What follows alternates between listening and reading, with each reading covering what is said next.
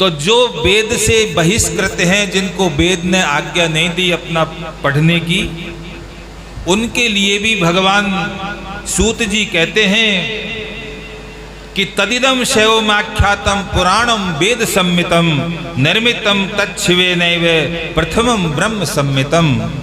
ये भगवान शिव ने ही सबसे पहले इस शिव पुराण का उद्घोष किया, इसका प्रवचन किया, इसको श्रवण करवाया। भगवान शिव के मुखारबिंद से ही सबसे पहले शिव पुराण का प्राकट्य हुआ है। इसलिए शिव पुराण की बहुत विशेष महिमा है। इसके अंदर 7 संहिता हैं और पुराण भेद से 12 संहिताओं का वर्णन है।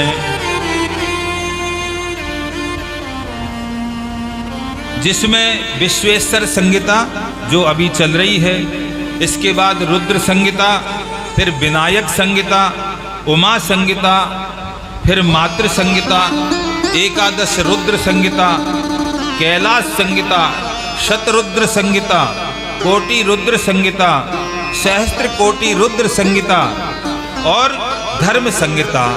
इस प्रकार से पुराण के 12 भेद हैं। उन पुराणों के 12 भेद के अनुसार ही 12 संहिताओं के अंदर 1 लाख मंत्र हैं। शिव पुराण के अंदर कितने? 1 लाख मंत्र हैं इसके अंदर।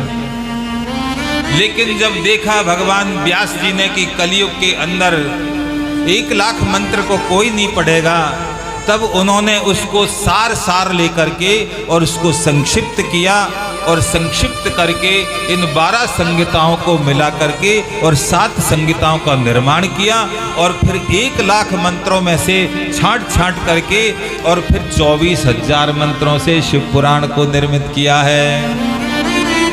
बोलिए श्री व्यास जी महाराज की जय।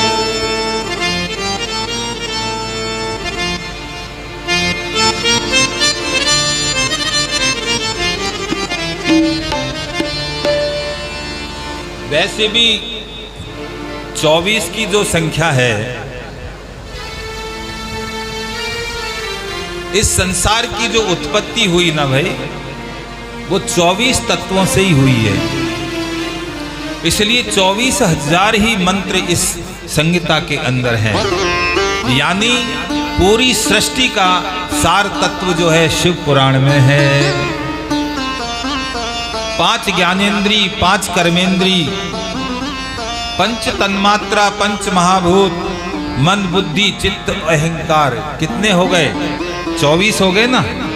ये 24 तत्वों से जिस सृष्टि का, जिस अंडे का, जिस ब्रह्मांड का निर्माण हुआ है, उन्हीं 24 तत्वों का प्रतिपादन करते हैं श्री शिव महापुराण के 24,000 मंत्र। तो यानी इसके अंदर जो कुछ है वो सब पूरे ब्रह्मांड में है और जो शिव पुराण में नहीं है वो ब्रह्मांड में कहीं भी नहीं है। इसलिए जिसने शिव पुराण को ध्यान पूर्वक श्रवण कर लिया, समझो कि उसने पूरी सृष्टि के सार स्वरूप वेदों का श्रवण कर लिया। चारों वेदों को श्रवण करने का फल उसको प्राप्त हो जाता है। महात्माओं ने कहा तो अच्छा महाराज ये बताओ, शिव पुराण के अनुसार हमको क्या साधन करना चाहिए? साधन क्या है और उस साधन का साध्य क्या है? साधन साध्य का विचार पूछा है तो भगवान सूत जी महाराज कहते हैं कि भगवान शंकर की प्रसाद से जो नित्य नैमित्तिक फलों की ओर से निष्प्रिय हो जाता है, वही इस संसार के अंदर सबसे श्रेष्ठ साधक है। अर्थात जो कुछ हम कर्म कर रहे हैं, भगवान की शिव के निमित्त पूजा कर रहे हैं, अभिषेक कर रहे हैं, कथा श्रवण कर रहे हैं, कथा श्रवण करवा रहे हैं, उन कथाओं से, उन पूजाओं से, उन अभिषेक से जो कुछ भी हमको फल मिले, वो फल भगवान शंकर के अर्पण कर दिया जाए। श्री शिव अर्पणमस्तु। ऐसा करने से वो भगवान शंकर की दृष्टि में श्रेष्ठ साधक उसको कहा गया है। असल में तो सभी भगवान इसी बात को कहते हैं, सभी शास्त्र इसी बात को कहते हैं। भगवान श्री कृष्ण में गीता में कहते हैं कि सर्वकर्मण्यपि सदा कुर्वाणो मद्व्यपाश्रय मत् प्रसादाद् वाप्नोति शाश्वतम पदमव्ययम्। जो सब कर्मों को मेरा आश्रय लेकर के करता है और उनके फलों को मेरे समर्पण कर देता है, मेरे समर्पित कर देता है, तो वो मेरी कृपा से उस शाश्वत पद को, सनातन पद को, ब्रह्म को प्राप्त हो जाता है। इसलिए भगवान कहते हैं कि सर्वधर्मान परित्यज्य मामेकम शरणम ब्रज। जितने भी तू कर्म करे, धर्म का मतलब कर्म से है, जो कुछ भी कर्म करें उस कर्म का फल हम भगवान को अर्पण कर दें। श्री कृष्णार्पणमस्तु, श्री शिव अर्पणमस्तु, श्री रामार्पणमस्तु, श्री दुर्गार्पणमस्तु। जिसको भी आप अपना इष्ट मानते हो, जो कुछ भी अच्छा कर्म करते हो, उस कर्म के फल को भगवान के अर्पण कर दो, तो तुम उस कर्म से मुक्त हो जाओगे और उसका जो फल है वो अनंत गुना होकर के तुमको प्राप्त होगा। ये कर्म करने की विधि बताई है शास्त्रों में। आई कुछ समझ में बात है? ऐसे ऐसे करो, आई आप लोगों के आई समझ में? नहीं आई तो यूं करो, आई है। देखो ये जो संसार है ना, ये जो जन्म मरण है ना, ये क्या है? ये कर्म का फल है और कुछ नहीं। जो जो हमने पिछले जन्मों में कर्म किए हैं, उन कर्मों से हम पिछले जन्मों को भोगते आए। जब हमारे कर्म समाप्त हो गए, कुछ कर्म शेष बचे कि भाई ये मनुष्य बन के ही भोगा जा सकता है, तो भगवान ने हमको मनुष्य बना दिया। अब जो तेरे कर्म है पुराने, उनको तो भोग ले, अब नया करना तेरे अपने हाथ में है। अगर अच्छा कर्म करेगा तो फिर स्वर्ग में जाएगा, स्वर्ग में पुण्य भोग करके फिर वापस माँ के गर्भ में आ जाएगा। पुण्य कर्म का फल है स्वर्ग, पाप कर्म का फल है नरक। और जो न पुण्य करता है न पाप करता है, जो शुभ कर्म करता है, शुभ कर्म किसको कहते हैं? शुभ कर्म कहते हैं जैसे हमने कथा करवाई और कथा से हम चाहते हैं कि हमारा व्यापार बढ़े, हमारे पोता हो जाए, हमारी बीमारी मिट जाए। ये अगर हम चाहते हैं तो ये हमारा पुण्य कर्म हुआ। उस पुण्य के प्रभाव से आपका व्यापार बढ़ेगा, आपका परिवार बढ़ेगा, आपकी बीमारी मिटेगी। लेकिन आपका जो किया हुआ पुण्य है वो समाप्त हो जाएगा, क्योंकि उसका फल आपको मिल गया। आपका व्यापार बढ़ गया, आपने पोता मांगा, आपको पोता मिल गया। अब पोता तो मिल गया, लेकिन अविनाशी जो कर्म था जिससे तुम भगवान को प्राप्त कर सकते थे, उस कर्म से तुमने उस पोते को प्राप्त किया जिसका कोई पता नहीं कितने साल जिएगा, कितने दिन जिंदा रहेगा वो। तो कर्म का फल मिलने से कर्म समाप्त हो गया और फिर फल भी समाप्त हो गया, क्योंकि फल भी नाशवान ही होता है। अगर हमने उसी कर्म को, उसी कथा को हमने श्री शिव अर्पणमस्तु, हे भगवान हमें इस कथा को कराने से कुछ नहीं चाहिए, इसका जो भी कुछ पुण्य है वो हम आपके श्री चरणों में समर्पित करते हैं, ऐसा मन से संकल्प करें। आज मैंने जो भगवान आपकी कथा सुनी है, इस कथा को सुनने से जो भी पुण्य प्राप्त हुआ मेरे को, मैं उसको आपके चरणों में समर्पित करती हूँ। हे भगवान, आज मैंने जो कुछ आपका चरित्र वर्णन किया है, आपकी कथा मैंने सुनाई है, उस कथा को सुनाने से मुझे जो भी पुण्य मिला है, उस पुण्य को मैं आपके श्री चरणों में समर्पित करता हूँ। ऐसा करने से हमारा जो कर्म है, जो सत्कर्म पुण्य कर्म है ना, ये पुण्य कर्म सत्कर्म में बदल जाता है। एक शुभ कर्म हो गया और एक सत्कर्म हो गया। शुभ से भी ऊंचा है सत्कर्म। तो भगवान को अर्पण कर दिया तो भगवान है अविनाशी। इसलिए अविनाशी को कर्म समर्पित करने से वो कर्म अविनाशी हो जाता है, नाशवान नहीं रहता है। और फिर अविनाशी के द्वारा जो फल हमको मिलता है वो भी अविनाशी मिलता है, क्योंकि भगवान अनंत है, इसलिए उनके द्वारा दिया हुआ फल भी हमको अनंत प्राप्त होता है। अविनाशी का फल भी अविनाशी होता है। इसलिए भगवान के कर्म को अर्पण करने से, कर्म के फल को अर्पण करने से और हमको भगवान की ही प्राप्ति हो जाती है।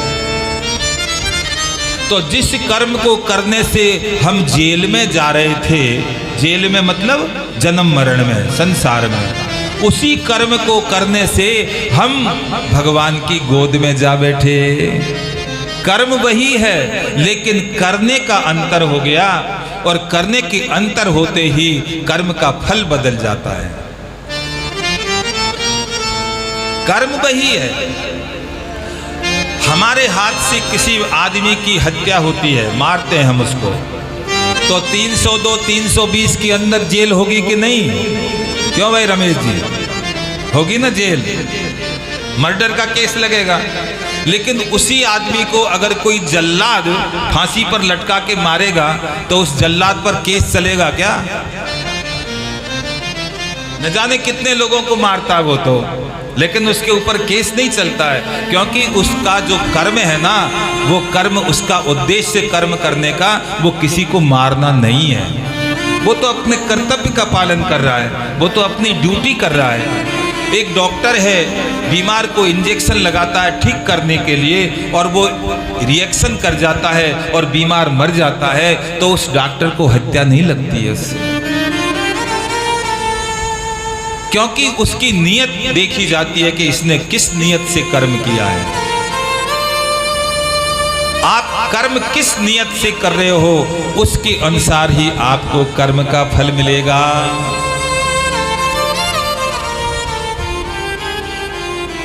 जब राम रावण युद्ध समाप्त हो गया, तब एक दिन सभा लगी, तो देवताओं ने कहा भाई देखो, कर्म का फल तो सबको भोगना चाहिए ना, मिलना चाहिए। तो हनुमान जी ने तो बहुत सारी ब्रह्म हत्याएं की हैं, हनुमान जी को तो ब्रह्म हत्या का पाप लगा है। भगवान राम के पास में गए, राम जी से जाकर के कहा कि प्रभु, हनुमान जी को भी कुछ न कुछ दंड मिलना चाहिए, क्योंकि इन्होंने तो बहुत ब्रह्म हत्याएं की, ब्राह्मणों को मारा है। लंका में कौन थे? ब्राह्मण ही तो थे सब भाई, रावण के वंशज थे तो ब्राह्मण था वंशज, रावण ब्राह्मण ही तो था। तो हनुमान जी ने जितने भी ब्राह्मणों को मारा, लेकिन उनको बिल्कुल भी उस हत्या का पाप नहीं लगा। क्यों? क्योंकि हनुमान जी ने तो शरीर से तो उनको मारा राक्षसों को, लेकिन हनुमान जी का मन है ना, वो भगवान के चरणों में था। अर्जुन ने कितने लोगों का वध किया महाभारत के अंदर, लेकिन अर्जुन को एक भी हत्या का पाप नहीं लगा, क्योंकि उसने तो भगवान की आज्ञा का पालन किया, बस अपनी तरफ से उसने कुछ नहीं किया। करिष्ये वचनम तवे, पहले वो शिष्य बना, शिष्यस्ते हम साधिमाम ताम प्रपन्नम, मैं आपका शिष्य हूँ, आपकी शरण में हूँ, मेरे को आप ज्ञान दो। भगवान ने ज्ञान दे दिया। तो अर्जुन कहता है कि करिष्ये वचनम तवे, अब मैं मेरे मन की नहीं करूँगा, अब आप जो कहोगे वो मैं करूँगा। भगवान ने कहा कि तू मेरी बात चलेगा, मेरे कही हुई करेगा, तो तुझे पाप लगेगा ही नहीं कभी। पाप कब लगता है? जब हम भगवान की आज्ञा के विरुद्ध कर्म करते हैं, चाहे वो सत्कर्म पुण्य कर्मी है, भगवान की आज्ञा के विरुद्ध करेंगे तो उसका फल हमको अच्छा नहीं मिलेगा। एक बीमार आदमी है, घुट रहा है, वो तड़प रहा है, मृत्यु मांग रहा है, सोचने में तो ये आता है कि इसके प्राण निकल जाए तो बेचारा ये इस कष्ट से इसको मुक्ति मिल जाए, तो एक जहर की पुड़िया ला करके जहर दे दो उसको, मर जाएगा वो, उसका कष्ट मिट जाएगा। लेकिन आपको उसका पुण्य नहीं मिलेगा, आपको उसकी हत्या का पाप लगेगा, क्योंकि उसको मारने का हमको अधिकार नहीं है। शास्त्र नहीं कहता है, तुमसे बनता है तो उसको अच्छा करो, नहीं तो किसी का बुरा मत करो। तो कर्म का नियत देखी जाती है, कर्म किस नियत से किया गया है उसके अनुसार उसको कर्म का फल प्राप्त होता है। तो भगवान के प्रति किया हुआ कर्म समर्पित कर देना, बस यही श्रेष्ठ साधक का लक्षण है।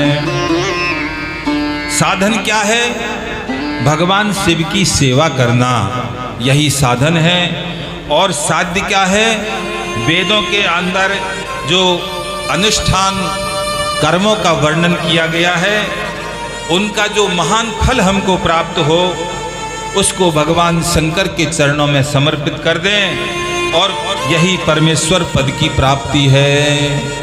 परमेश्वर पद की प्राप्ति इसी को कहते हैं कि हमारे सत्कर्मों को हम भगवान के अर्पण कर दें।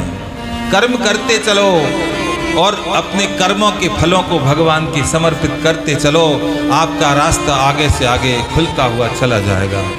ऐसे सुंदर साधन का वर्णन किया। श्रोत्रेण श्रवणम तस्य वचनम कीर्तनम तथा मनसा मननम तस्य महासाधनमुच्यते। सूत जी कहते हैं, महात्माओं, कानों से भगवान शिव की कथा का श्रवण करे, वत्सा कीर्तनम तथा वाणी से भगवान का कीर्तन करे, और मन से भगवान के चरित्रों का मनन करे, चिंतन करे, भगवान की याद करे। यही सबसे बड़ा संसार के अंदर साधन है। श्रवण, मनन, निधिध्यासन, 3 तरीके हैं भगवान का भजन करने के, कथा श्रवण करने के 3 तरीके हैं। इन तीनों को अपनाना चाहिए। पहला है श्रवण। पहले तो भगवान की कथाओं को सुनो, सुनने के बाद में मनन, रात को मनन करो, आज कथा में ये निकला, ये निकला, चिंतन करो रात को सोते सोते। फिर उसमें से जो हम कर सकते हैं हमारे जीवन के अंदर, जो अपना सकते हैं, उन बातों को अपनाओ, उसके अनुसार तदनुसार अपना जीवन जीने का प्रयास करो। श्रवण, मनन, निधिध्यासन। तो श्रवण करने का तरीका है, एक तो हमने इधर से सुना, इधर से निकल गया, तो कोई मतलब नहीं। अगर आप इधर से सुन रहे हो, उधर से निकल रहा है, इसका मतलब you are physically present but mentally absent. मन आपका पता नहीं कहाँ है। अरे महाराज फिर सुनाना, वो अभी क्या कहा था आपने? भाई मैंने कहा था तू सामने ही बैठा था मेरे। बोले महाराज मेरा ध्यान नहीं था उस समय, क्योंकि मन पता नहीं कहाँ था। मन जहाँ होगा उसी का फल आपको मिलेगा। आप शरीर से कथा में बैठे हो तो आपको शरीर का ही फल मिलेगा, लेकिन मन से अगर आप कथा में बैठे हो, कल कोई ऐसी परिस्थिति आ जाए, घर से आना नहीं हो, लेकिन मन यहीं बना रहे, अरे क्या करूं, जाना तो कथा में था लेकिन ये मजबूरी आ गई, पता नहीं क्या क्या कथा में निकला होगा, तो भले ही मत आना, आपको कथा सुनने का फल घर पर ही मिल जाएगा। लेकिन यहाँ आकर के और फिर कथा में बैठ कर के दुकान की नापतोल कर रहे हो, हिसाब किताब लग रहा है ना, घर परिवार का चिंतन हो रहा है, तो फिर आपका कथा श्रवण नहीं है। वो श्रवण तभी है जब मन से सुना जाए। एक सुनार था और उस सुनार ने 2 मूर्तियों का निर्माण किया। और एक प्रदर्शनी के अंदर दोनों मूर्तियों को लगा दिया और दोनों के नीचे कीमत लिख दिया। एक मूर्ति कीमत 500 रुपया, एक की कीमत 5000 रुपया। अब प्रदर्शनी में सभी देखने के लिए आए तो मूर्तियों को देखे, उठा करके, भैया ये वशिष्ठ, महर्षि वशिष्ठ की मूर्ति उसने बनाई, ये कितने की है? भैया ये 500 की है। और ये बोले 5000 की है। तो बोले इनमें अंतर क्या है? बोले अंतर आप बताओ। अब वो लोग बाग देखें लेकिन दोनों एक जैसी लगे। तो भैया इनकी तोल में कोई अंतर है? बोले नहीं, बराबर तोल की हैं। तो इनकी धातु में अंतर है? बोले एक ही धातु से दोनों मूर्तियां बनी हुई हैं। तो फिर इनके कीमत में अंतर है? बोले दोनों की कीमत में तो अंतर है। तो क्या अंतर है? बोले आप बताओ। लेकिन कोई उसका उत्तर नहीं दे पाया। एक महात्मा घूमते घूमते आए और महात्मा जी ने देखा लोग इकट्ठे हो रहे हैं। बोले क्या बात है भाई, इकट्ठे क्यों हो रहे हो? आगे देखो प्रदर्शनी को। बोले महाराज ये दो मूर्तियां हैं, हम इनमें अंतर नहीं बता पा रहे हैं। महाराज ने जाकर के दोनों मूर्तियों को देखा। बोले भैया ये दोनों एक ही? बोले महाराज दोनों पीतल की बनी हुई है। बनाने वाला? बोले एक ही कारीगर है, एक नहीं बनाई है। महात्मा ने देखा रे ये सुनार है ना, ये सत्संग में आता था कई बार, तो ये सत्संगी है। इसने अगर मान लो ये मूर्तियों में इतना अंतर है, कहाँ 500 कहाँ 5000, तो कुछ न कुछ तो अंतर होगा, कुछ न कुछ तो अंतर होगा इनमें। महात्मा ने कहा एक सूतली लेकर के आओ। सूतली मंगाई। महात्मा ने एक मूर्ति को उठाया और उठा करके उसकी कान में डाला सूतली को। तो इधर से डाला, सूतली इधर से निकल गई। बोले ये 500 रुपए की है? बोले बिल्कुल महाराज 500 रुपए की है। दूसरी मूर्ति को उठाया, इधर से सूतली डाली, डालता ही चला गया, डालता ही चला गया, पूरी सूतली पेट के अंदर चली गई। बोले ये 5000 की है? बोले बिल्कुल सही कहा महाराज आपने। तो श्रवण कैसा होना चाहिए? उस 5000 की मूर्ति जैसा। अब हम पहले ही पेट को भर के लाएंगे तो फिर कहाँ उसको रखेंगे हमारे भोजन को? इसलिए भोजन तभी भाता है जब पेट खाली होता है। ऐसे ही भगवान की कथा कानों के अंदर से हमारे अंदर प्रवेश करती है। इसलिए कानों को खोल करके आओ और भूखे होकर के आओ। भूख लगनी चाहिए भगवान के नाम की।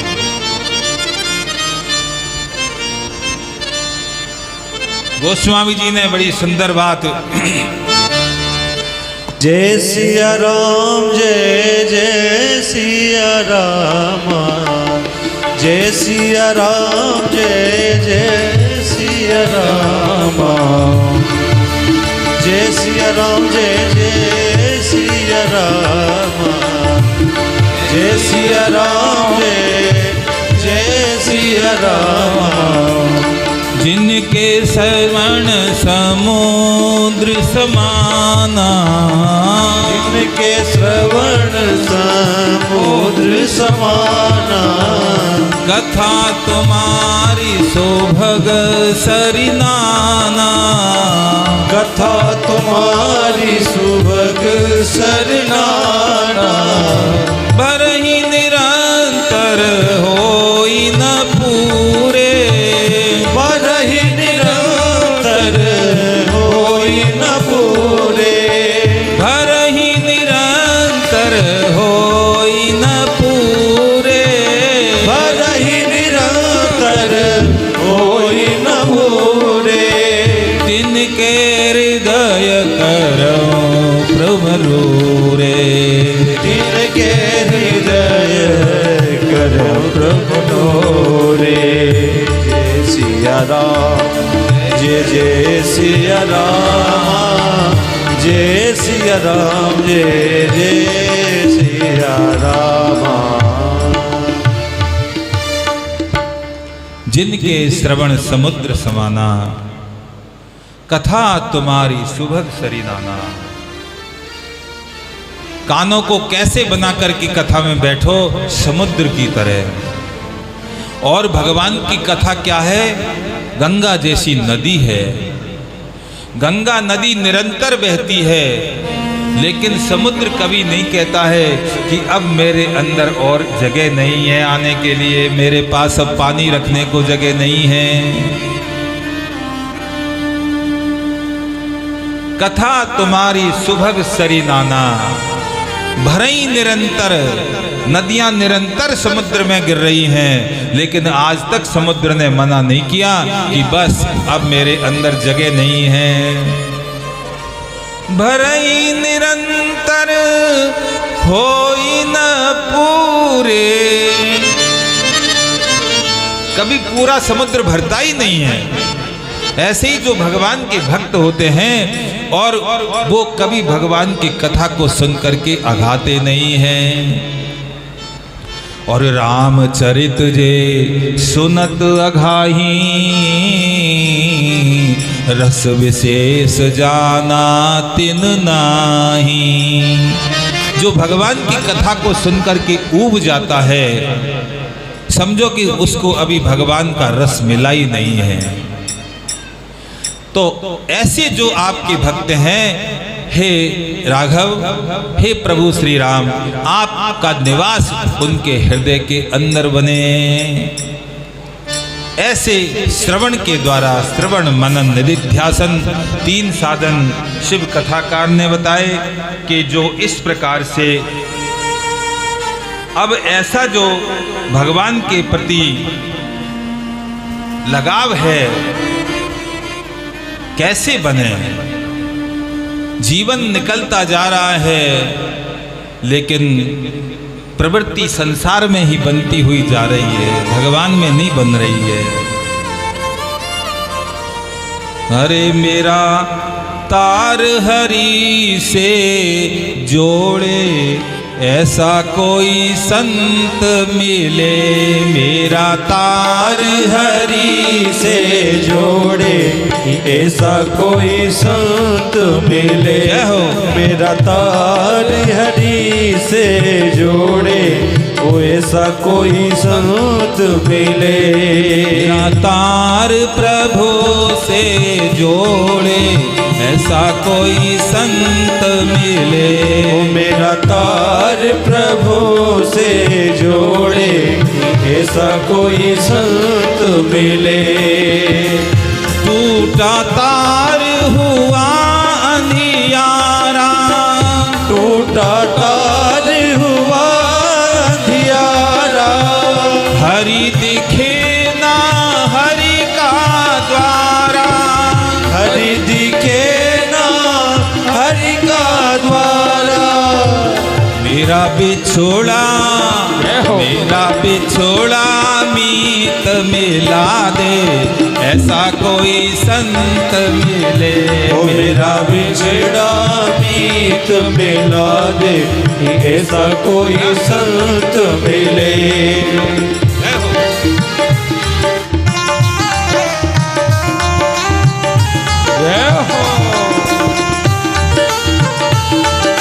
ताली सेवा करते हुए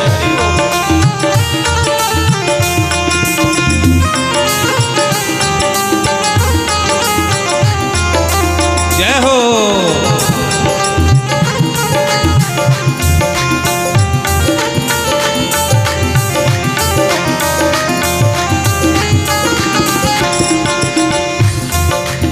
जोड़े पार करे उजियारा, पार करे उजियारा। जोड़े तार करे उजियारा, ओ जोड़े तार करे उजियारा। अंतर में ना रहे अंधियारा, अंतर में ना रहे अंधियारा। अंतर में ना रहे अंधियारा, अंतर में ना रहे अंधियारा। मेरा जय हो। मेरा आत्म रूप लखा दे, ऐसा कोई संत मिले। मेरा आत्म रूप लखा दे, ऐसा कोई ले आत्म रूप लखा दे, ऐसा कोई संत मिले।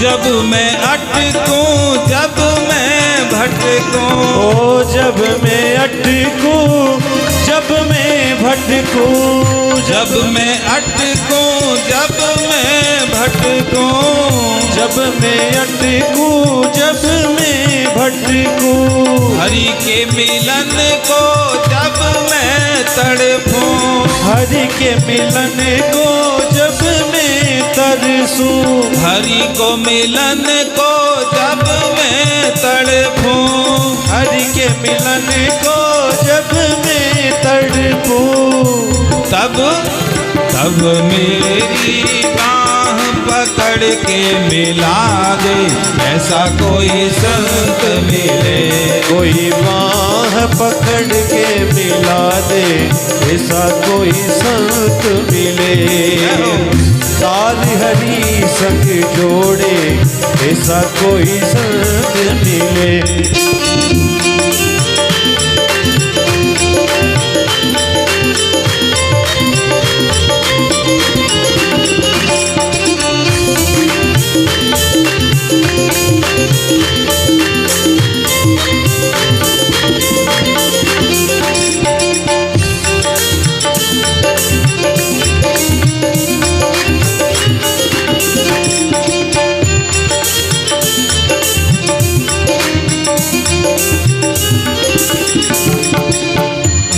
साहस कर जाए हमारा, हंसा हंस कर जाए हमारा,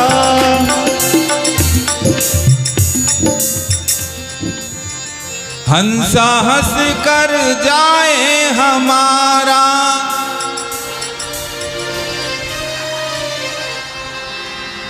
थोड़ा श्रीमाधवपुर के गीता भवन तक तो आवाज पहुंचनी चाहिए ना। बोल सद्गुरुदेव भगवान की। हंसा हंस कर जाए हमारा, साहस कर जाए हमारा, माया जाल न फंसे बेचारा, ओ माया जाल ना फंसे बेचारा, माया जाल न फंसे बेचारा। सब बोलो, माया जाल ना फंसे बेचारा। मेरे हंस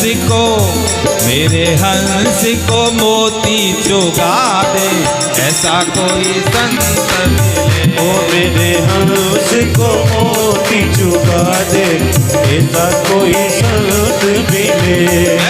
तार हरि संग जोड़े, ऐसा कोई संत मिले।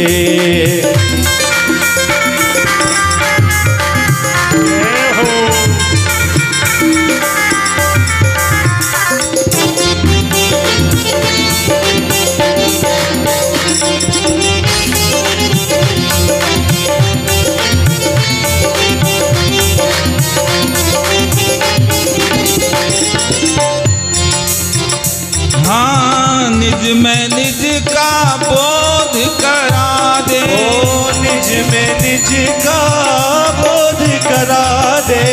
निज में निज का बोध करा दे। ओ निज में निज का बोध करा दे। हरे पाप हरि हर सो मिला दे। ओ हरे पाप हरि हर सो मिला दे। हरे पाप हरि हर सो मिला दे। हरे पाप हरि हरि सो मिला दे। मेरी सीधी बात करा दे, ऐसा कोई संत मिले। ओ मेरी सीधी बात करा दे, ऐसा कोई संत मिले। मेरी सीधी बात करा दे, ऐसा कोई संत मिले। ओ मेरी सीधी बात करा दे, ऐसा कोई संत मिले। मेरा तार हरि से जोड़े, ऐसा कोई संत मिले। ओ मेरा तार हरि से जोड़े, ऐसा कोई संत मिले। नमः शिवाय ओम नमः शिवाय। नमः शिवाय ओम नमः शिवाय। नमः शिवाय ओम नमः शिवाय। ओ नमः शिवाय ओम नमः शिवाय। नमः शिवाय ओम नमः शिवाय। ओ नमः शिवाय ओम नमः शिवाय। नमः शिवाय ओम नमः शिवाय। ओ नमः शिवाय ओम नमः शिवाय। मेरा नमः शिवाय ओम नमः शिवाय। ओ नमः शिवाय ओम नमः शिवाय। नमः शिवाय ओम नमः शिवाय। ओ नमः शिवाय ओम नमः शिवाय। नमः शिवाय ओम नमः शिवाय। नमः शिवाय ओम नमः शिवाय। ओम नमः शिवाय। ओम नमः शिवाय। ओम नमः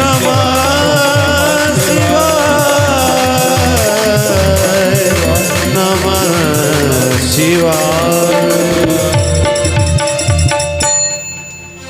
मेरा तार हरि से जोड़े, ऐसा कोई संत मिले।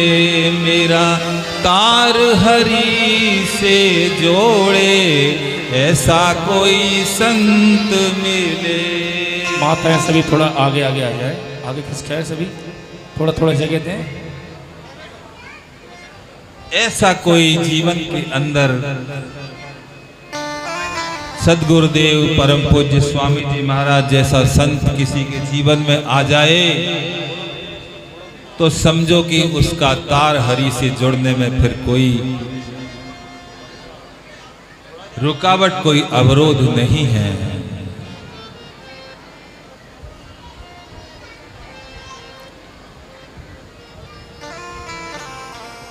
थोड़ा नजदीक बैठ जाओ।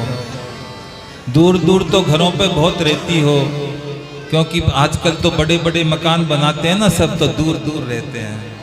पहले एक मकान में 5 भाई रहते थे, चौधरियों की हवेली देखी है मैंने। अब सब चौधरियों की अलग अलग मकान हो गए, कोई किस कॉलोनी में जा बसा, कोई किस कॉलोनी में जा बसा। तो कम से कम कथा में तो नजदीक आ जाओ। अब देखो कितना खाली हो गया, और माता बहनें आएंगी, बैठेंगी आनंद से।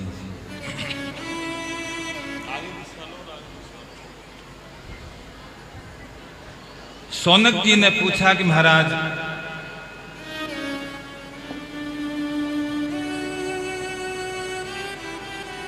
श्रवण मनन निधिध्यासन कीर्तन, इनसे भगवत प्राप्ति होती है। लेकिन अगर कोई, भैया इस माइक को ठीक करो, इस वाले को ऊपर, अरे वहीं से आवाज।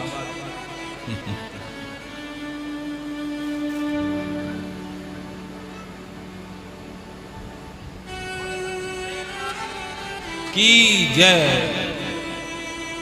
बोल परम पूज्य स्वामी जी महाराज की जय। जो मनुष्य श्रवण मनन और कीर्तन इन तीनों साधनों के अनुष्ठान में समर्थ नहीं है और भगवान शंकर के लिंग और मूर्ति की पूजा करे, भाई हर आदमी ने तो श्रवण कर सकता, हर किसी को कथा सुनने के लिए समय नहीं है, न कोई हर आदमी मनन कर सकता, न हर आदमी निधिध्यासन कर सकता। तो सौनक जी ने पूछा कि महाराज कोई आदमी इस कर्म को करने में समर्थ नहीं हो तो फिर उसके लिए क्या साधन है? श्री सूत जी महाराज कहते हैं कि हे महात्माओं, जो इन तीनों ही साधनों को नहीं कर सकता उसको भगवान शंकर की लिंग अथवा मूर्ति की पूजा करे तो उसको तीनों ही कर्मों का फल प्राप्त हो जाता है। न उसको श्रवण करने की जरूरत पड़े, न मनन करने की, क्योंकि जिनके कान के अंदर खराबी है बेचारे सुन ही नहीं सकते। अगर श्रवण करने से ही कल्याण होता तो फिर उन लोगों का क्या होगा जो सुन नहीं सकते। जिनके अंदर पागलपन है, मन जिनका विकृत है, जो मनन नहीं कर सकते, अगर ऐसे लोग मनन से ही कल्याण हो तो फिर उन लोगों का क्या होगा कि जिनका मन विक्षिप्त है।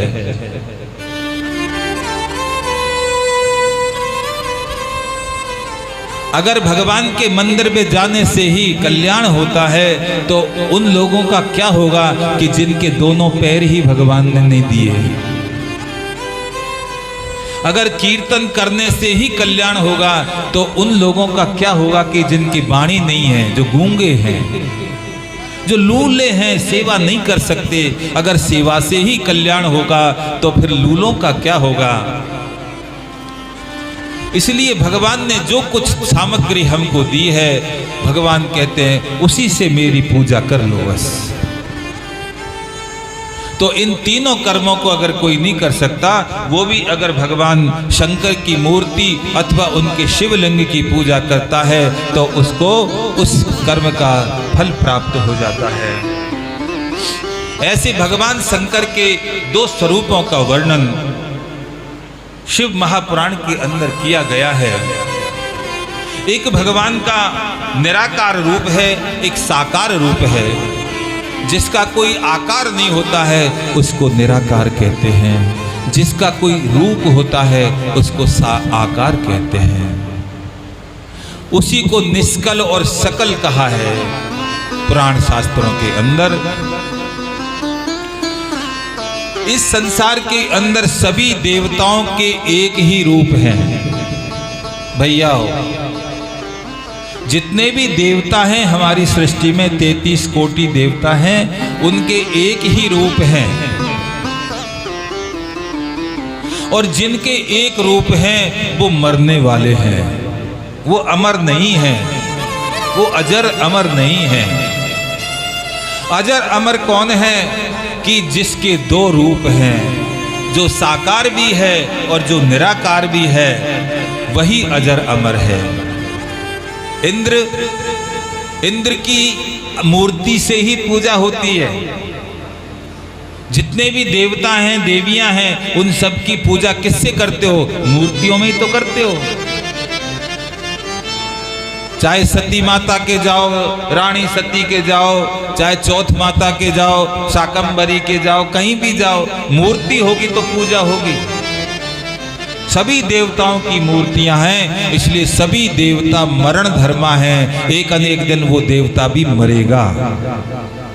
जय हो। अमर नहीं है वो। लेकिन भगवान शंकर के दो रूप हैं, एक मूर्ति में है, एक निराकार लिंग के रूप में है। इसलिए भगवान शंकर पूर्ण ब्रह्म परमात्मा हैं। शिव ही परम ब्रह्म है, शिव ही परम तत्व है।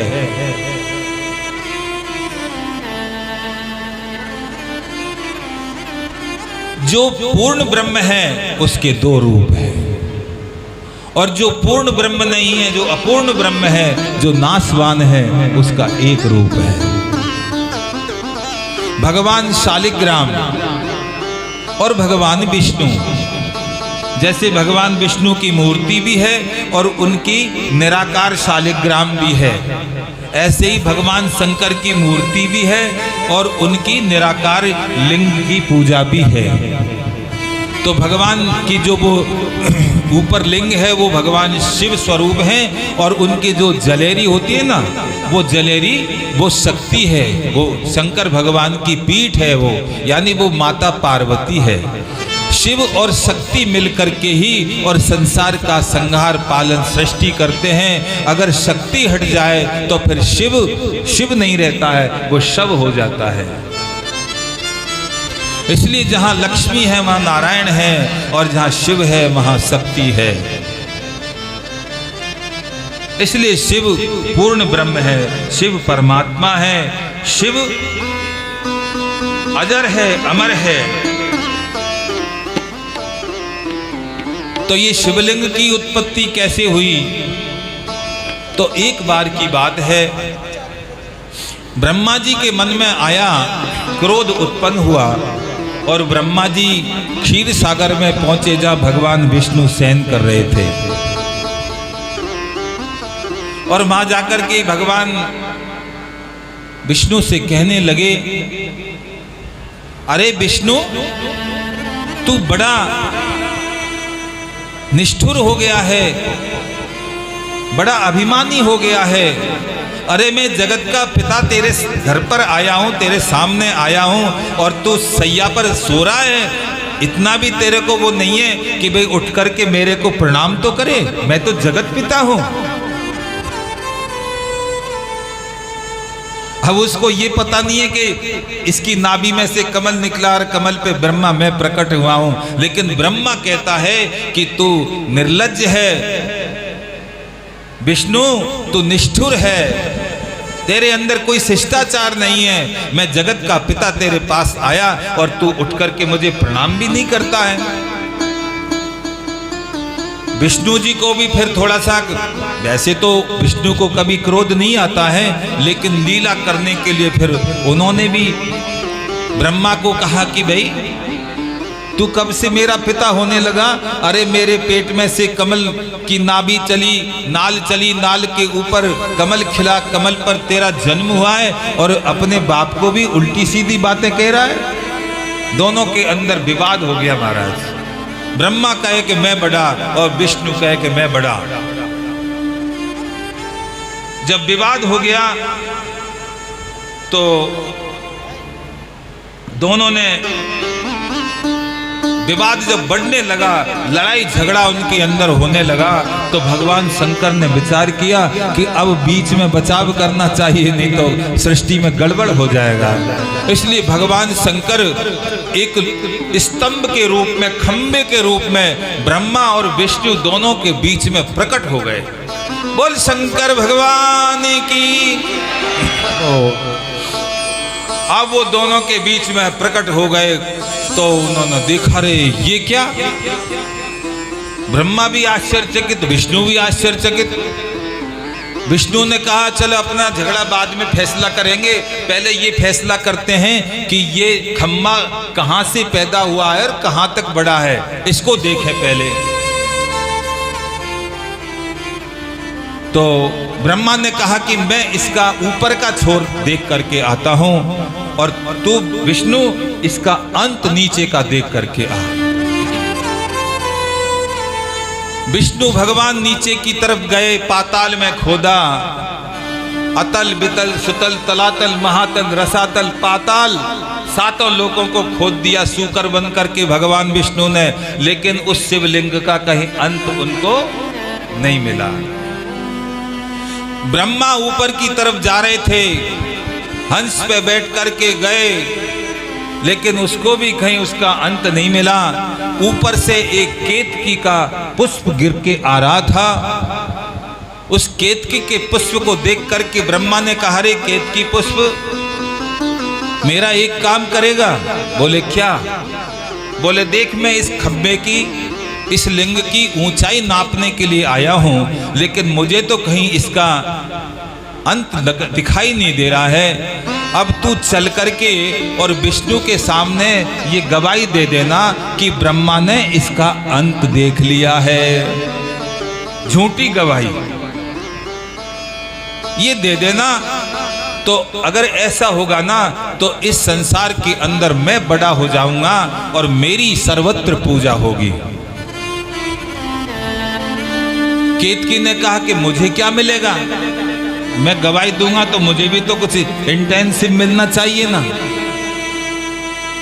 बोले तुझे मैं सब देवताओं के द्वारा पूजित माना, तेरी प्रतिष्ठा करवा दूंगा। सभी देवताओं की पूजा में केतकी के पुष्प को उत्तम माना जाएगा। केतकी ने कहा ठीक है चलो। वापस आ गए, इधर विष्णु भी वापस आ गए। विष्णु ने कहा, जब दोनों आ गए तो विवाद होने लगा। विष्णु ने कहा कि भैया हम तो अंत कहीं हमको तो मिला नहीं इसका। ब्रह्मा तुमको? बोले हमको तो इसका अंत मिल गया। बोले अंत मिल गया? बोले हाँ, ये गवाही लेकर के आया हूं साथ में। बोल केतकी पुष्प, मैंने इस खंबे का अंत देखा कि नहीं? केतकी ने कह दिया हाँ, ब्रह्मा ने इसका अंत जान लिया। और उसी समय वहां पर भगवान शंकर प्रकट हो गए। भगवान शंकर ने प्रकट होकर के, बोल शंकर भगवान की जय हो। शंकर भगवान ने कहा, देखो ब्रह्मा, विष्णु ने बिल्कुल सत्य बोला है। इसको इस स्तंभ का अंत नहीं मिला है, लेकिन तूने झूठ बोला है। इस केतकी से तूने झूठी गवाही दिलाई है। इसलिए केतकी को मैं श्राप देता हूं कि आज के बाद में कभी भी केतकी का पुष्प मेरी पूजा में काम नहीं आएगा। मैं मेरी पूजा से इसको बहिष्कृत करता हूं। और ब्रह्मा, मैं तुमको श्राप देता हूं कि संसार के अंदर कहीं तेरा न तो मंदिर बनेगा और न कहीं तेरी पूजा होगी। आप देख लो आज भी पूरी सृष्टि पे कहीं भी ब्रह्मा का मंदिर हो तो एक पुष्कर जी के अलावा। और भगवान विष्णु को भगवान शंकर ने कह दिया कि विष्णु, आज के बाद में मैं मेरी सारी जो परब्रह्म परमात्मा की शक्तियां हैं वो सब शक्तियां मैं तुमको देता हूं। आज से तुम सारी सृष्टि का पालन करने का तुमको अधिकार देता हूं, सामर्थ्य देता हूं तुमको। और तुम ही संसार के अंदर पूजे जाओगे, तुम्हारे ही जगह जगह मंदिर बनेंगे, तुम्हारे ही बार बार अवतार होंगे और तुम ही इस संसार के अंदर पूजे जाओगे। इस प्रकार का जो विवाद हुआ उसका समाधान हुआ। भगवान शंकर ने कहा कि मैं अनंत हूँ और मैं अनादि हूँ, न तो मेरा कोई अंत है और न कोई मेरा प्रारंभ है। इसलिए पूर्ण ब्रह्म परमात्मा भगवान शिव ही हैं। तब से ये भगवान शंकर का जो पूजा है वो शिवलिंग के रूप में इस संसार के अंदर प्रारंभ हुई। ऐसे भगवान शंकर पंचमुखी, 5 मुख हैं भगवान शिव के। भगवान शिव के 5 मुख हैं क्योंकि भगवान 5 कृत्य करते हैं, 5 काम हैं भगवान शंकर के, इसलिए 5 ही मुख भगवान शंकर के हैं। पंचमुखी शिव है। 5 ही तत्व से इस सृष्टि का निर्माण हुआ है। पृथ्वी, जल, अग्नि, हवा और आकाश। आकाश का मतलब, आकाश का मतलब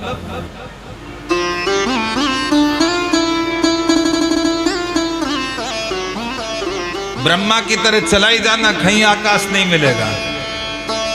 आकाश कोई चीज नहीं है, कोई वस्तु नहीं है। जैसे आग को हम आंखों से देख लेते हैं, पानी को देख लेते हैं, पृथ्वी को हम देख लेते हैं, हवा का हम स्पर्श कर लेते हैं, अनुभव कर लेते हैं कि हवा ठंडी है, गर्म है। लेकिन आकाश, आकाश का मतलब है खाली जगह। अवकाश, बिना आकाश के हम जिंदे नहीं रह सकते। अगर हमारे शरीर में से आकाश तत्व खत्म हो जाए तो हमारा शरीर पिचक जाए महाराज। हमारी नसों में खून बहने की जगह नहीं रहे, हमारे पेट में भोजन करने की जगह नहीं रहे। जब हवा निकल जाती है तो गाड़ी का टायर कैसे चिपक जाता है, क्योंकि उसका वायु ने उस आकाश को ग्रहण कर रखा था। वायु के निकलते आकाश निकल जाता है और वो खाली जगह पिचक जाती है। तो आकाश का मतलब है खाली जगह। आपको दिखाई देता है ये नीला नीला आसमान है, लेकिन ये नीला नीला कुछ नहीं है कुछ नहीं है। जैसे आप ऊपर जाओगे तो जितना ऊपर जाओगे ब्रह्मलोक तक आप चले जाओ, आपको ऐसे ही दिखता जाएगा, मिलेगा कुछ नहीं, नीला पीला। कहते ना नीली छतरी वाले का कोई छतरी वतरी नहीं है, बस ये जैसे यहाँ खाली जगह है ऐसे ही ऊपर उठते चले जाओ। ब्रह्मलोक तक यही स्थिति है, कोई आकाश नहीं। यानी ये ब्रह्मांड है, ये ब्रह्मांड जैसे हमारी कोई फुटबॉल है। अब फुटबॉल के चारों तरफ का जो गोला है बीच में हवा भरी है, उस बीच के अंदर हमारी स्थिति है और उसके चारों तरफ ब्रह्मांड है। उस ब्रह्मांड का एक ब्रह्मा उसका रचयिता है, एक विष्णु उसका पालन करने वाला है और एक रुद्र उसका संहार करने वाला है। ऐसे भगवान के एक रोम के अंदर अनंत ब्रह्मांड बनते रहते हैं और बिगड़ते रहते हैं। जाके रोम रोम प्रति लागे कोटि कोटि ब्रह्मांड। ऐसे भगवान परम तत्व शिव, उनको हम प्रणाम करते हैं। इन पंचभूतों के द्वारा पंचमुखों से और भगवान शंकर 5 कर्म करते हैं। जो पृथ्वी तत्व है उससे भगवान इस सृष्टि की रचना करते हैं। शंकर भगवान जल तत्व से इस सृष्टि को स्थिर करते हैं, स्टेबल बनाते हैं सृष्टि को, और अग्नि के द्वारा इसका संहार करते हैं। भैया इसका संहार करते हैं। और वायु तत्व के द्वारा तिरोभाव प्राणों का संचार करते हैं। वायु तत्व है प्राण जो हमारे हैं। प्राण क्या है? प्राण हवाई है। 5 तरह की प्राण, अपान, व्यान, उदान, समान, ये 5 प्राण हैं हमारे अंदर के, और 5 उप प्राण हैं। ऐसे 10 प्राणों से हमारा ये शरीर चलता है। उन प्राणों का जो है तिरोभाव कर लेते हैं वायु तत्व को, जो भगवान समेटते हैं तब। और आकाश तत्व के द्वारा भगवान शंकर अनुग्रह करते हैं अपने प्राणियों के, जीवों के ऊपर। इस प्रकार से रचना, स्थिर करना, विनाश करना और प्राणों का उत्क्रमण करना, ये चारों काम भगवान शंकर किसी को भी दे सकते हैं। जिसको ऊपर वो प्रसन्न हो जाते हैं उनको ये चारों कर्म करने की ताकत दे देते हैं। लेकिन मोक्ष का अधिकार सिर्फ भगवान शंकर के अपने पास में है। इसलिए मोक्ष की प्राप्ति तो भगवान शंकर की कृपा से ही प्राप्त होती है।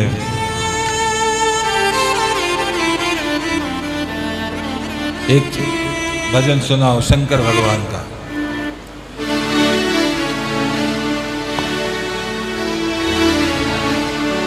श्री शंकर भगवान की जय।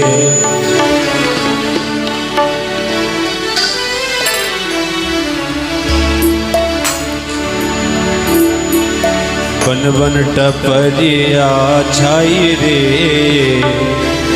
भोले बाबा तुम्हारी। बन बन टपरिया छाई रे, भोले बाबा तुम्हारी।